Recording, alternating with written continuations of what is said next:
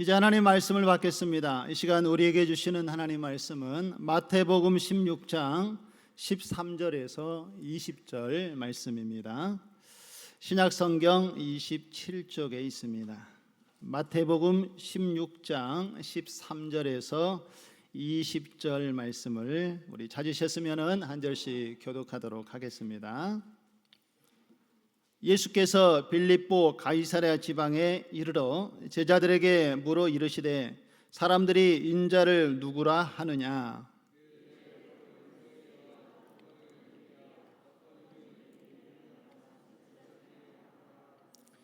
이르시되 너희는 나를 누구라 하느냐.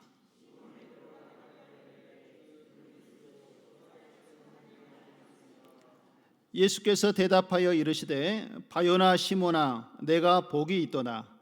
이를 내게 알게 하신 이는 혈육이 아니요 하늘에 계신 내 아버지시니라.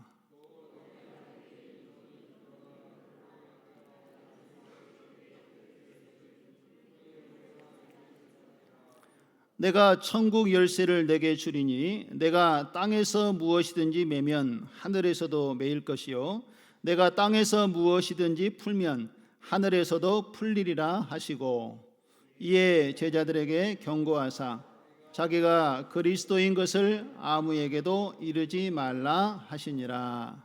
아멘. 할렐루야. 우리 좌우 앞뒤로 한번 인사 나누겠습니다. 주님의 이름으로 사랑하고 축복합니다. 언제 들어도 좋은 인사지요. 주님 안에서 하나님의 사랑과 은혜가 축복 가운데 넘쳐나기를 간절히 소망합니다. 한 번 더 인사하실까요? 예수님이 세우신 교회를 만듭시다.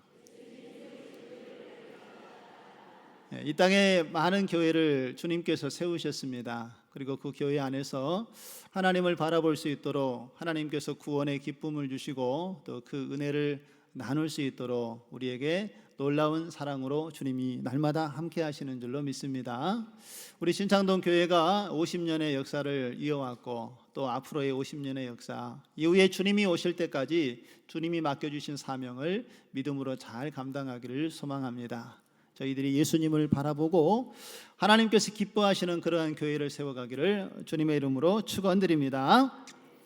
요즘 아이들이나 또 청소년들, 젊은이들에게 꿈이 무엇인가 라고 이렇게 물으면은요, 상당수의 아이들이 꿈이 뭔지 잘 모르고 대답을 하지 못하는 아이들이 많습니다. 그 이유가 무엇일까 곰곰이 좀 생각을 해보니까 이 꿈을 자신의 어떤 직업의 선택으로 연결하여 생각하기 때문에 이 꿈에 대해서 제대로 표현하지 못하는 아이들이 많은 것 같습니까? 느껴집니다. 여러분, 금쪽 같은 내 새끼에 나오는 오은영 박사님은요, 이 꿈에 대해서 이렇게 정의를 내렸습니다. 꿈은 내가 원하는 삶을 향해 나아가는 나침반 같은 것이다 라고 이렇게 얘기를 했습니다. 여러분, 무엇을 우리에게 이야기하고 있는 것 같습니까?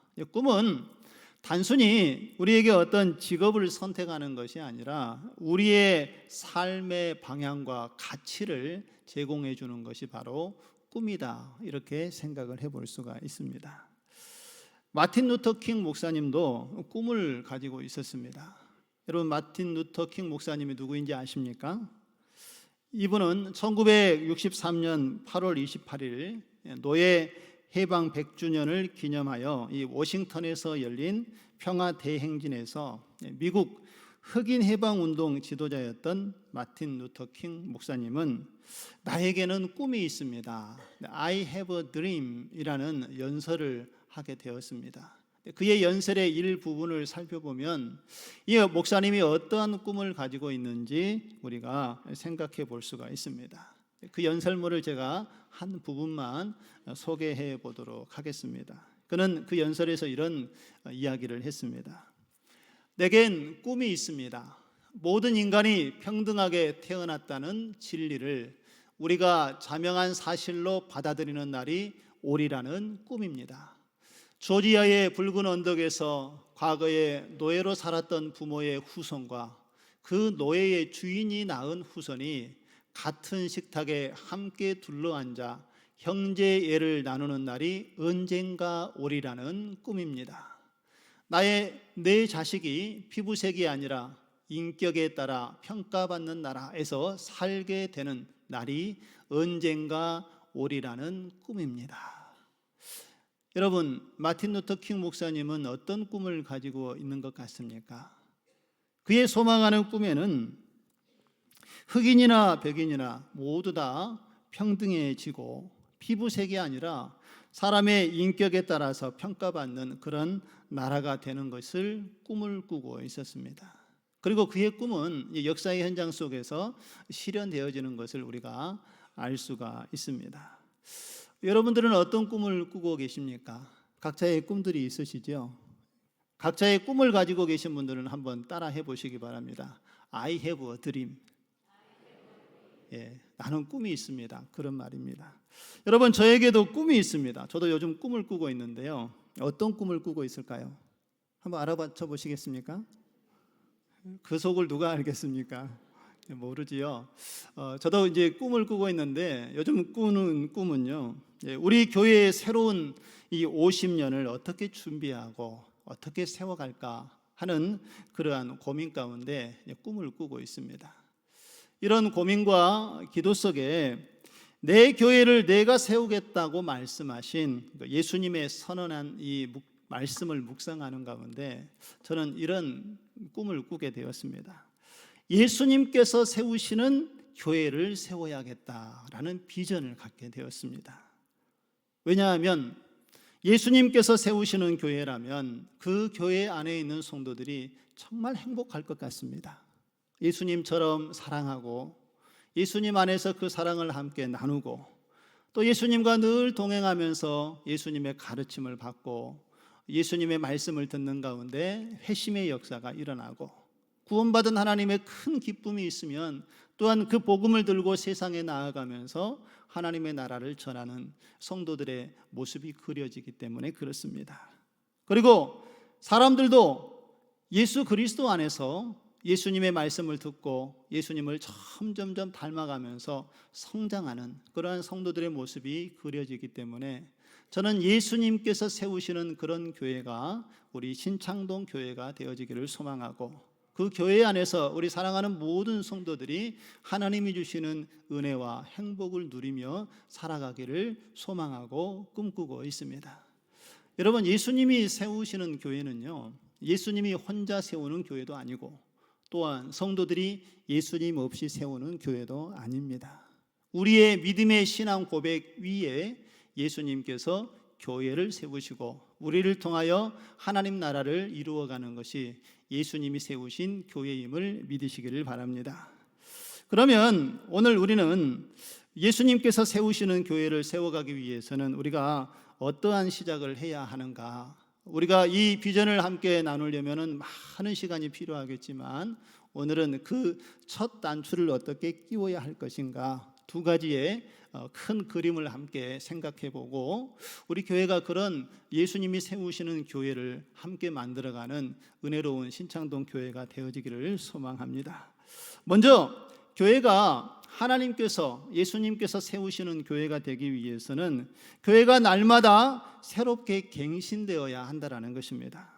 여러분, 갱신이라는 단어가 좀 생소할 수 있겠지만 이 갱신이라는 말의 의미는 이미 있었던 것을 고쳐 새롭게 한다라는 이런 의미를 가지고 있습니다.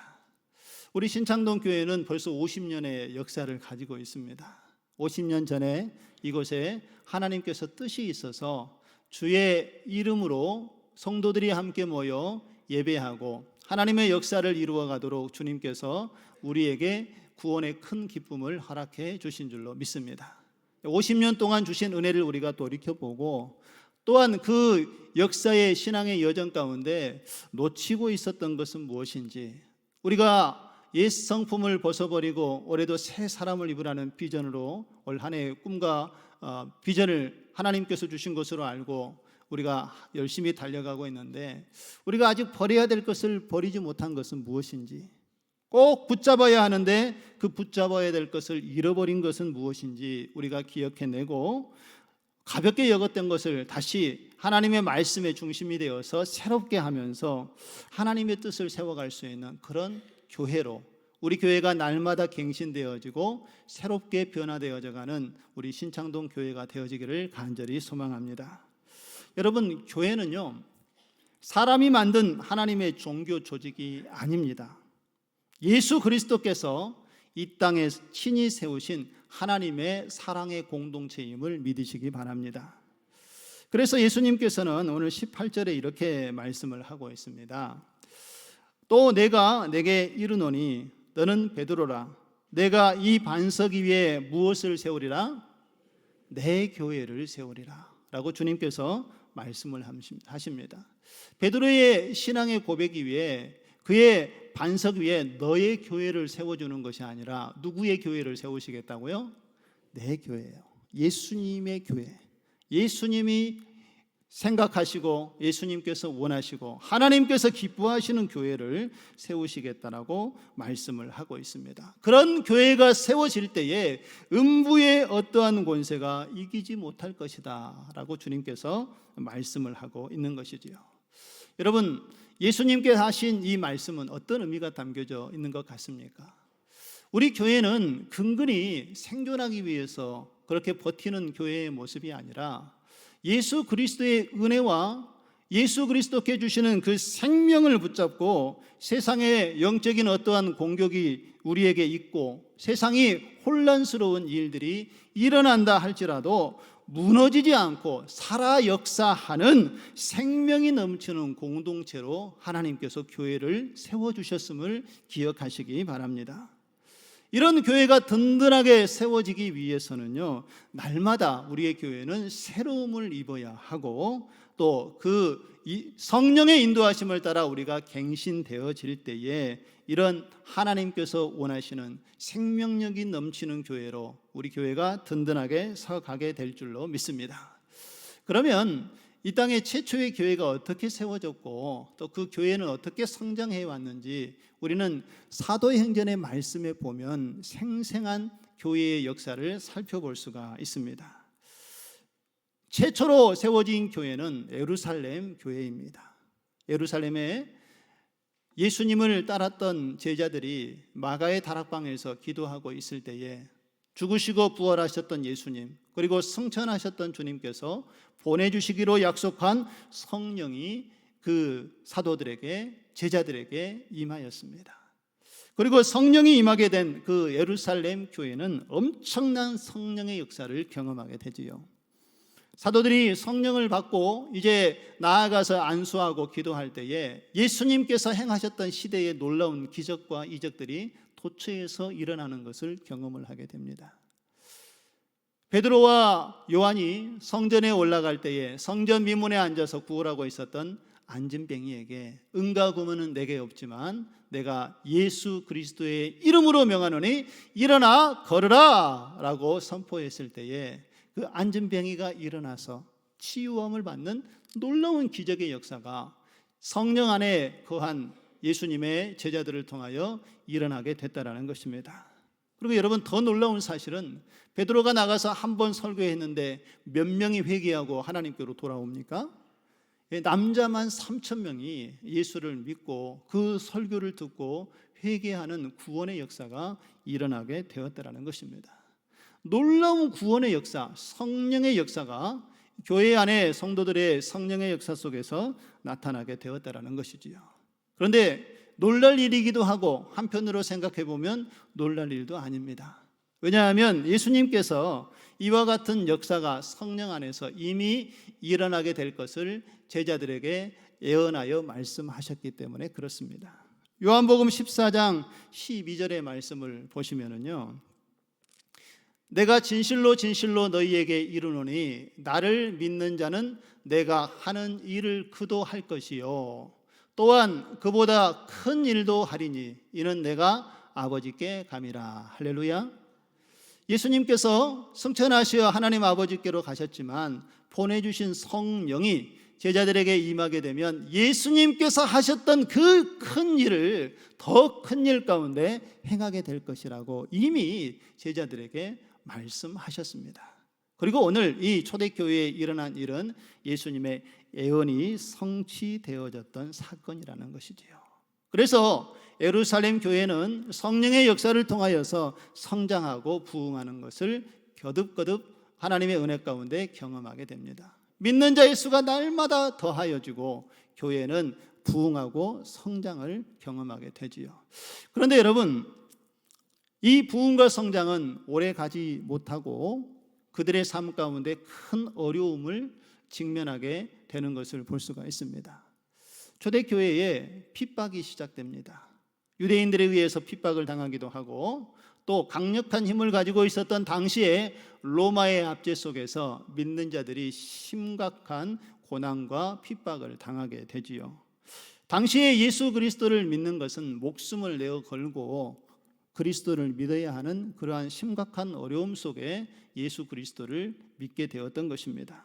그래서 당시에 예루살렘 교회 성도들은요, 그 핍박을 견디어 이겨내기 위해서 뿔뿔이 흩어지기 시작했습니다. 여러 지역으로 흩어졌는데 사실 이 흩어짐은 예수님께서 말씀하신 사도행전 1장 8절의 성취였던 것을 볼 수가 있습니다.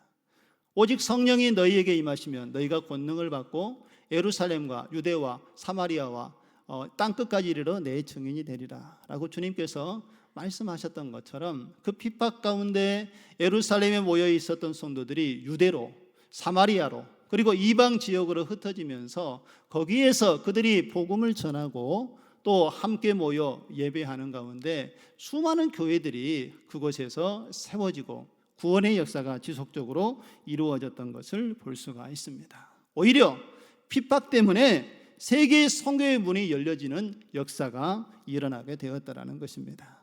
그리고 여러분, 히브리서 11장에 보면은 여러 믿음의 선진들이 소개되어집니다. 그런데 이 믿음의 사람들이 어떻게 그 신앙을 지켰는지 히브리서의 마지막에 보면은 잘 소개되어져 있는데요. 그 예수 그리스도를 믿고 따르는 이 그리스도인들의 삶이 얼마나 많은 고난과 역경이 있었는지 우리에게 잘 이야기해 주고 있습니다. 어떤 사람은 예수 믿는 것 때문에 감옥에 갇히기도 하고, 어떤 사람은 돌에 맞아 죽을 뻔하기도 하고, 심지어는 어떤 사람은 톱으로 몸이 잘려져 나가는 그런 톱으로 켜는 그러한 고통을 당하기도 했습니다. 그런데 놀라운 것은 그런 고난과 핍박과 역경 속에서도 하나님을 믿는 그리스도인들이 두려워하지 않았다는 것입니다. 오히려 그 고난을 기쁘게 여기고 그 고난을 믿음으로 감당하게 되어서 오히려 이 세상의 힘이 그리스도 예수의 그 복음의 능력을 감당하지 못하는 그 놀라운 역사를 성도들의 그 인내와 믿음 속에서 드러내게 되었다는 것입니다. 여러분, 그리스도인의 이 온전함은 믿음에 대한 신실함을 통하여서 삶 가운데 표현되어지는 것을 볼 수가 있습니다. 그래서 로마에 의하여서 압제를 당하고 핍박을 당했던 그리스도인들의 삶의 모습이 오히려 세상의 권력이 교회의 공동체를 감당할 수 없는 지경에 이르도록 하나님이 그들을 통하여 역사해 주셨다는 것입니다. 그래서 AD 313년 콘스탄티 대제에 의해서 밀라노 칙령이 선포되어지고 결국 기독교를 핍박했던 로마가 기독교를 국교로 공인하고 인정하는 사건이 발생하게 되어집니다. 그래서 이제 로마를 통하여서 하나님 나라의 복음이 만방에 선포되어지는 놀라운 하나님의 역사가 일어나게 되고 이 로마의 심장부에 교회가 세워지는 하나님의 역사가 나타나게 된 줄로 믿습니다. 이 세상을 변화시키고 이 세상에 하나님 나라의 복음이 선포되어지고 교회가 세워지도록 하나님께서 믿음의 신앙을 지키고 있는 성도를 통하여 역사해 주셨다는 것입니다. 그런데 여러분, 참 놀라운 것은요, 아이러니한 것은 하나님의 교회가 이렇게 안정되어지고 부흥하고 성장하고 나면 그 은혜를 지속하지 못하고 언젠가 찾아오는 위기가 있는 것을 볼 수가 있습니다. 역사가 이것을 증명해 주고 있지 않습니까? 유럽의 수많은 교회들의 모습을 보면 알 수가 있지요. 복음의 능력으로 교회가 하나님의 은혜를 힘입고 웅장하고 거대한 교회들을 세워서 하나님의 높음과 위엄을 세상 앞에 드러냈습니다. 그런데 시간이 지나면 지날수록 교회는 그 영향력을 잃어가고 말았습니다. 무엇 때문에 그렇습니까? 복음의 열정을 잃어버리고 성령을 통하여 갱신하라는 그 말씀에 순종하지 못해서 교회는 안전 가운데에 복음의 빛을 잃어가고 말았다라는 것이지요. 사람들은 기독교 가정에서 태어났다는 이유로 믿음을 너무 당연하게 여겼습니다. 이제 기독교 국가이고 믿음을 강조하지 않아도 사람들이 예수 그리스도 안에 살아가게 되고 복음을 전하지 않는 그러한 모습이 결국은 그들의 신앙을 병들게 하고 말았다라는 것입니다. 복음에 대한 열정이 식어지고 사라지고 또 그들의 잘못을 책망하더라도 그것을 갱신하지 못하는 그러한 상황에 유럽의 교회들이 놓이게 되어 결국은 교회가 점점점 쇠퇴하고 무너져가고 말았다라는 것입니다. 그러므로 여러분, 우리는 이 역사의 교훈 앞에 중요한 사실을 깨달아야 합니다. 교회는 단 한순간도 복음을 위해서 그 열정이 식어지지 않고 멈추지 않아야 한다는 것을 기억하시기 바랍니다. 교회가 세워지고 교회가 개척되는 동시에 끊임없는 갱신이 우리의 삶 가운데 일어나야 교회는 살아남을 수 있고 하나님의 뜻을 이루어갈 수 있다는 것입니다. 왜냐하면 교회는 예수 그리스도께서 주인 되신 공동체이기 때문에 우리는 예수님의 말씀을 듣고 예수님의 뜻이 무엇인지 분별하고 그 말씀에 순종하며 새로움을 추구해야만 하나님께서 원하시고 기뻐하시는 교회를 세워갈 수 있다는 것을 믿으시기를 바랍니다. 여러분, 요한계시록에 보면은요, 아시아의 7 교회를 향하여서 예수님께서 하신 말씀이 기록되어져 있습니다. 여기에 보면 아시아의 그 초대교회의 7 교회들을 향하여서 예수님이 때로는 책망도 하시고 잘한 것에 대해서는 칭찬도 하십니다. 여러 가지 권면의 말씀을 주시면서 그 모든 교회에게 이 권면을 마칠 때에 예수님께서 동일한 말을 반복해서 하셨던 내용이 있습니다. 그 동일한 반복의 내용이 무엇인가 하면 요한계시록 2장 7절의 말씀입니다. 우리 같이 한번 읽어보실까요? 시작. 귀 있는 자는 성령이 교회들에게 하시는 말씀을 들을지어다. 할렐루야. 귀 있는 자는 성령이 하시는 그 말씀을 들을지어다 라고 주님께서 말씀을 하고 있는 이유는 무엇이겠습니까? 아무리 그들을 칭찬하고 책망한다 할지라도 그것을 하나님의 음성으로 성령의 말씀으로 듣지 아니하면 교회는 갱신되어지거나 새로워지지 않기 때문에 그렇습니다. 그 자리에 안주하고 그 자리에서 하나님을 신뢰하지 못하는 연약함 속에 교회는 무너지고 만다라는 것입니다. 하나님의 말씀을 듣고 그 말씀을 깨달았다면 그 말씀에 순종하여 반응할 때에 교회는 하나님의 능력을 힘입게 되고 하나님께서 원하시는 교회로 바로 세워지게 되는 줄 믿습니다. 갱신이라는 것은요, 단순히 외형적인 변화만을 우리에게 이야기하는 것이 아닙니다. 진정한 갱신이라는 것은 하나님 앞에서 철저하게 우리의 마음의 죄악을 회개하고 하나님의 말씀으로 돌아가서 하나님의 복음의 본질을 회복하는 것이 진정한 갱신임을 믿으시기 바랍니다. 아무리 우리 안에 어려운 문제가 있다 할지라도 하나님께서는 우리가 그 문제로 무너지기를 기뻐하지 아니하시는 하나님 되심을 기억해야 할 것입니다. 교회마다 문제 없는 교회가 어디 있겠습니까? 그러나 하나님께서는 교회의 연약함을 알고 계시기 때문에 교회를 돌아보시면서 교회가 하나하나 하나님의 말씀을 듣고 말씀을 순종하며 주님을 바라보면서 갱신과 회복을 이루어가기를 하나님께서는 기뻐하신다는 것입니다. 여러분, 초대교회에 많은 교회들이 있지만 그 교회들 가운데에 가장 문제가 많았던 교회가 어떤 교회인지 아십니까? 우리 신약시대에 사도 바울의 편지 속에서 여러 교회가 소개되어지고 있는데 그 교회들 중에 가장 많은 문제를 가지고 있었던 교회는 고린도 교회였습니다. 이 고린도 전후서를 여러분 읽어보시면 교회에서 일어나고 있는 갖가지 문제가 그 고린도 교회 안에서 다 소개되어지고 이야기되어지고 있는 것을 볼 수가 있습니다.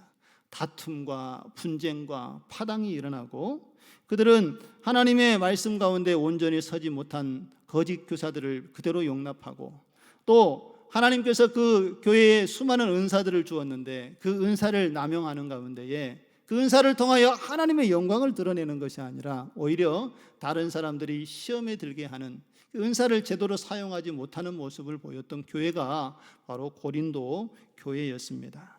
그런데 하나님께서는 고린도 교회를 향하여서도 하나님의 교회라고 말씀을 하십니다.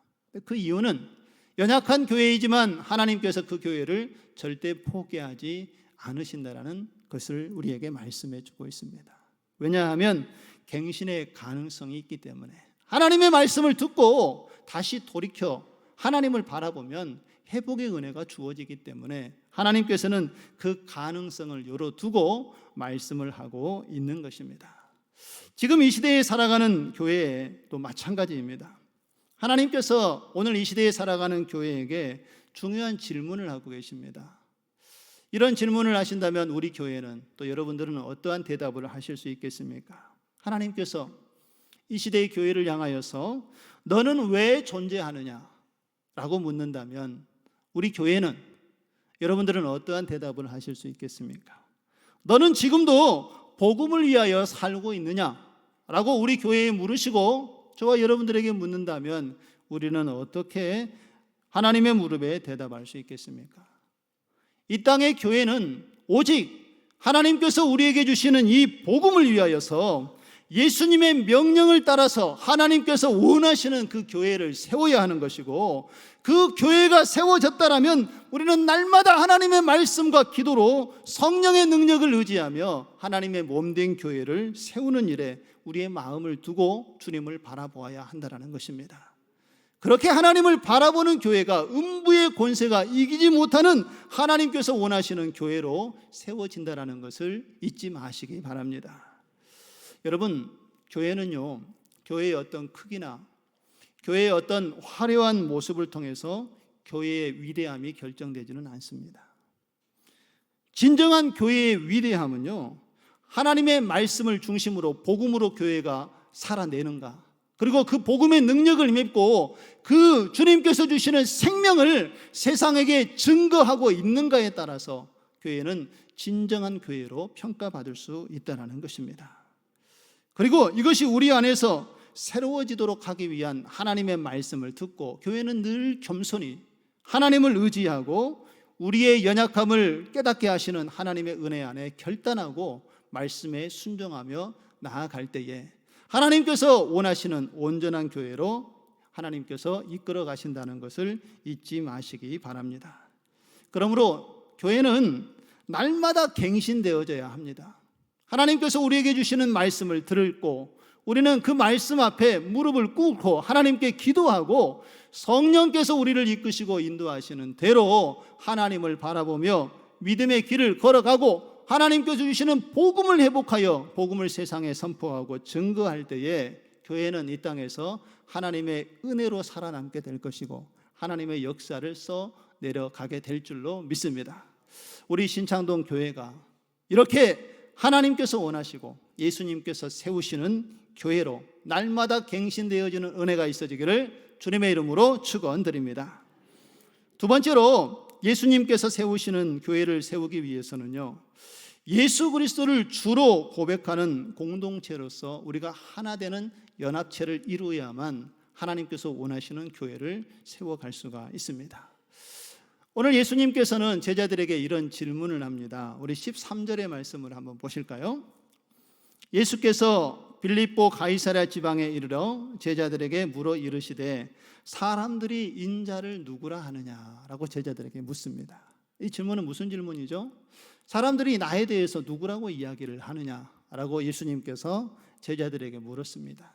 그러자 제자들이 대답을 하지요. 사람들이 이야기했던 예수님에 대해서 하나하나 이야기합니다. 예수님, 어떤 사람은 예수님이 세례 요한이라고 이야기합니다. 어떤 사람은 예수님은 엘리야라고 이야기하고요. 어떤 사람은 예수님을 예레미야라고 말씀하고 어떤 사람은 예수님은 선지자 중에 하나입니다 라고 이야기를 한다라고 제자들이 예수님에게 대답을 했습니다. 예수님이 제자들의 이야기를 들어보니까 예수님에 대한 의견이 분분하죠. 사람들이 여러 가지로 예수님에 대해서 이야기하시는 것을 아시고 제자들의 이 대답을 듣자마자 예수님께서 매우 날카로운 질문 하나를 제자들에게 합니다. 그 질문은 이제는 그러면 너희는 나를 누구라 생각하느냐라고 예수님께서 질문을 하십니다. 이 질문은 저와 여러분에게 하나님께서 동일하게 주신 질문입니다. 너희는 나를 누구라 하느냐라고 주님께서 물으신다면 여러분들은 어떤 대답을 하시겠습니까? 이 질문을 하자마자 예수님의 제자 시몬 베드로는 예수님께 이렇게 대답을 하지요. 우리가 너무나도 잘 알고 있는 유명한 이 신앙의 고백 아닙니까? 우리 16절 말씀을 한번 보시겠습니다. 시몬 베드로가 대답하여 이르되, 우리 같이 한번 읽겠습니다. 시작. 주는 그리스도시요 살아계신 하나님의 아들이시니이다. 할렐루야. 주는 그리스도시요 살아계신 하나님의 아들이십니다. 이 신앙의 고백은 놀라운 하나님의 은혜를 담고 있는 신앙의 고백입니다. 주는 그리스도시요라는 고백은 예수님께서 이 땅의 구원자이고 메시아라는 신앙의 고백입니다.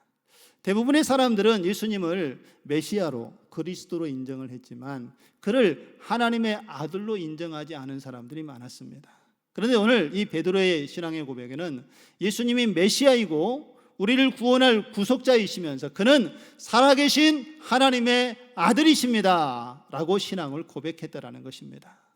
이 신앙의 고백 속에는 그분이 하나님의 본체 그 자체이시라는 것을 오늘 베드로가 고백하고 있는 신앙이라는 것이지요. 바로 이것이 진짜 복음이고 복음의 핵심인 것을 우리는 깨달아야 합니다. 예수님은 이 베드로의 신앙 고백을 듣고 나서 그를 칭찬을 하시죠. 엄청난 칭찬을 하면서 예수님께서 베드로가 이 했던 고백은 네가 한 것이 아니라 하나님께서 가르쳐 주셨기 때문에, 알려주셨기 때문에 이러한 신앙을 고백할 수 있었다라고 이야기를 해줍니다. 그리고 나서 예수님께서 베드로의 이 신앙 고백 위에, 그의 믿음 위에, 예수 그리스도 위에 하나님의 교회를 세우시겠다고 말씀을 하고 있는 것입니다. 오늘 말씀의 핵심입니다. 가장 중요한 것은 교회는 예수 그리스도가 살아계신 하나님의 아들이라는 믿음의 신앙 고백 위에 세워진 사랑의 공동체임을 믿으시기를 바랍니다. 교회는 저절로 세워진 것이 아닙니다. 우리가 하나님을 믿는 믿음 안에서 하나님이 우리의 구원자이시고 하나님의 살아계신 아들이심을 인정하고 고백하는 그 믿음의 신앙 위에 하나님께서 교회를 세우시겠다고 말씀하고 있습니다.